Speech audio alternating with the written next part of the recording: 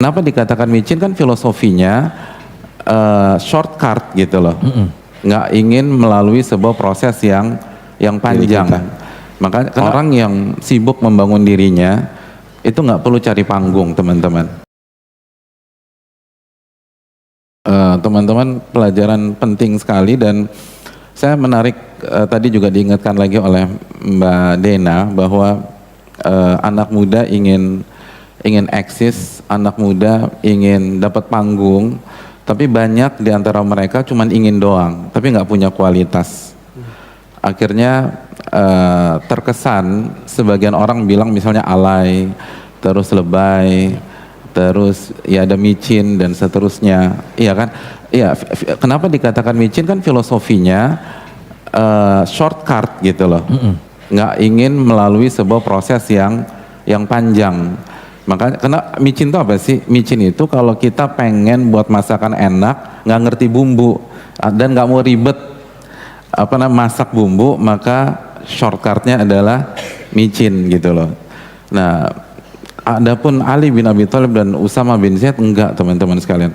Mereka enggak ingin cari panggung, tapi karena mereka punya kualitas, mereka dikasih panggung sama Nabi SAW.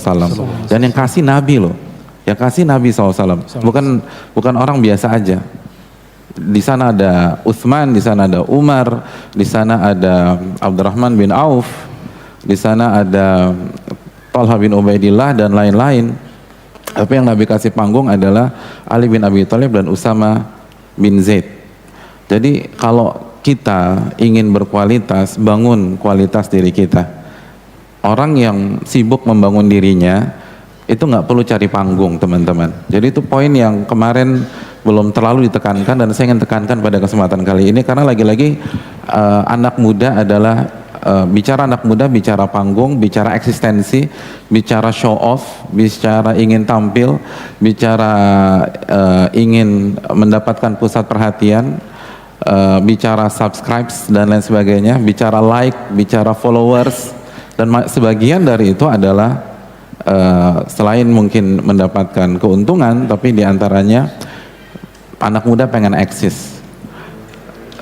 Tapi cara yang paling elegan untuk eksis adalah memperbaiki diri sendiri, ikhlas kepada Allah, lalu poinnya bermanfaat bagi umat. Allah mengatakan, wa amma ma yanfa'un nas fayamkuthu fil ard. Sesuatu yang bermanfaat bagi manusia itu yang akan eksis, itu yang akan dikasih panggung. Dalam surat apa? Ar-Ra'd ayat 17, mohon dicek, saya agak ragu, kalau salah tolong dikoreksi. Jadi Allah ma'al fa'amaz zabadu fayadhabu jufa'a. Buih itu hilang dengan cepat, kata Allah. Buih itu hilang dengan cepat. Adapun yang bermanfaat bagi manusia itu yang akan eksis. Dan terbuktikan analisa dan pandangan dari Ali bin Abi Thalib dan Usama bin Zaid itu matangnya luar biasa, lebih matang daripada usianya. Artinya mereka punya kualitas. Orang yang punya kualitas itu dapat panggung, teman-teman sekalian, dapat panggung. Bahkan orang yang berkualitas itu terkadang nggak butuh marketing. Semua orang bicara bisnis marketing. Tapi kalau antum bisa menciptakan sebuah masterpiece, bisa jadi antum nggak butuh marketing. Semua datang. Emas di Irian tuh Amerika datang ke sana, teman-teman. Itu marketingnya di mana? Ada marketing emas di Irian? Gak ada. Datang tuh ke sana dan pengen perpanjang kontrak lagi. Artinya kalau antum bisa memiliki kualitas seperti emas, orang cari antum, orang kasih panggung buat antum. Bukan antum yang ngejar masukin proposal sana, masukin proposal sini, masukin proposal situ. Halal, nggak ada masalah sama sekali. Tapi kita kan pengen lebih elegan dari hal tersebut. Artinya kenapa sih ribuan fresh graduated itu pengangguran atau susah banget ketika mencari pekerjaan, ketika interview ditolak sana, ditolak sini. Tapi segelintir orang tanpa memasukkan proposal itu ditawarkan oleh beberapa perusahaan internasional dan dia bingung untuk menentukan pilihan. Pada saat ribuan teman-temannya curhat karena nggak bisa bekerja, kondisi berat, daya beli turun, dia curhat ke temannya, gue milih yang mana ya, yang ini salary-nya 70 juta, yang ini 50 juta. Kenapa dia bingung? Karena dia punya kualitas teman-teman, karena dia master class, karena dia punya mahakarya. Oleh karena itu anak muda zaman pas itu, Ali bin Abi Thalib dan Usama bin Zaid, itu mengajarkan kepada kita, kalau kita ingin eksis dan mendapatkan panggung secara elegan, maka jangan mikirin cari panggung, tapi pikirkan bagaimana kita memperbaiki kualitas diri, bagaimana kita memberikan manfaat kepada umat. Kalau umat dapat manfaat, itu panggung dikasih sama yang punya panggung, Rabbul Alamin, tanpa kita minta, tanpa kita ngemis, tanpa kita mengajukan proposal datang ke kita. Dan itu yang terjadi di tengah-tengah anak muda zaman Nabi SAW. Sekali lagi mereka nggak cari, mereka nggak mengendorse orang-orang terkenal pada zaman itu. Ali ngendorse siapa coba sehingga dipanggil Nabi SAW? Nggak ada. Nabi nggak minta antum subscribe dia, tolong subscribe gue dong biar gue dipanggil Nabi SAW, nggak ada. Usama bin Zaid nggak punya sosmed, tapi sekali lagi mereka yang diincar oleh Nabi SAW. Dan itu di semua bidang, nggak usah bicara bidang agama. Ana tanya, Messi itu mengajukan proposal ke Barcelona atau tim pencari bakat Barcelona nemuin dia? Gitu aja hadirin sekalian. Antum kan suka bola tuh, jadi jangan hanya nontonnya, lihat filosofinya. Kalau nonton bolanya tinggal di YouTube, lihat 3 menit selesai masalah. Tim pencari bakatnya yang cari, tim pencari bakatnya yang cari. Ronaldo waktu main di MU itu, Ronaldo kasih proposal ke Alex Ferguson? Enggak, tim pencari bakat MU yang cari dia. Kalau kita punya kualitas, kita yang dicari orang, teman-teman sekalian. Kalau kita punya kualitas, kita yang dikasih panggung. Maka jangan usah pedulikan itu.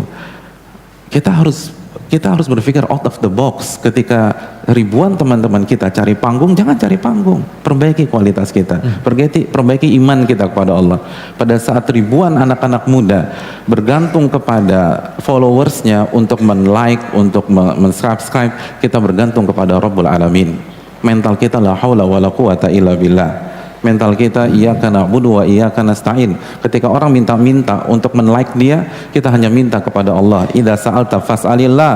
Jika Anda meminta, minta kepada Allah. Jangan minta sama makhluk. Yang bikin kita stres itu kita ngarep sama makhluk, bergantung sama makhluk, bertumpu sama makhluk. Makanya para ulama klasik mengatakan dzikrun nasi da wa dzikrullahi dawa. Ingat sama manusia, bergantung sama makhluk, itu penyakit tuh. Obatnya apa? Ingat sama Allah Subhanahu wa ta'ala. Jadi jangan bergantung, kita urus, jangan ngemis, jangan minta sana, jangan minta sini. Sujud kepada Allah, lalu perbaiki kualitas diri. Terus belajar. Latihan. Tajamkan. Buat masterpiece. Dan namanya juga master nggak mudah. Namanya master itu berat.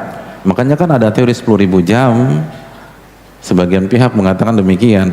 Terlepas dari mana angka 10.000 jam tersebut, dan itu bisa diperdebatkan, tapi intinya adalah kita harus berjuang seperti Ali bin Abi Thalib. Orang punya gagasan seperti itu bukan turun dari langit, teman-teman sekalian, karena masa kecil dibimbing langsung oleh Nabi SAW. Dan Ali bin Abi Thalib sekali lagi tinggal di rumah Nabi dengan siapa? Dengan Nabi SAW. Lalu dengan sentuhan dingin siapa? Seorang wanita, Khadijah. Jadi gimana nggak jago? Dia hidup di rumah yang isinya ada Nabi SAW dan Khadijah radhiyallahu taala anha. Jadi oleh karena itu teman-teman sekalian, ikhwan dan akhwat, kalau kita ingin berhasil di dunia, kita ingin eksis itu bagus. Allah mengatakan fayamkuthu fil ard, orang yang bermanfaat bagi manusia, wa amma ma yanfa'un nas, yang bermanfaat bagi manusia, itu yang akan eksis tuh di muka bumi. Itu kunci eksis. Kunci eksis itu buat hal yang bermanfaat, khususnya buat akhirat seseorang, buat akhirat umat, lalu buat dunia umat. Maka kita akan dipakai, kita akan diminta, kita akan dikasih panggung, kita akan eksis dan dengan cara yang elegan. Kita nggak pernah minta-minta sama orang, kita nggak pernah mengajukan sama orang. Dan itu bukan kesombongan, tetap low profile, tetap tawadhu, tetap meyakini bahwa semua ini datang dari Allah Subhanahu wa taala, bukan karena kita. Makanya syiar kita adalah la haula wala quwata illa billah, tidak ada daya dan kekuatan kecuali dengan pertolongan kepada Allah.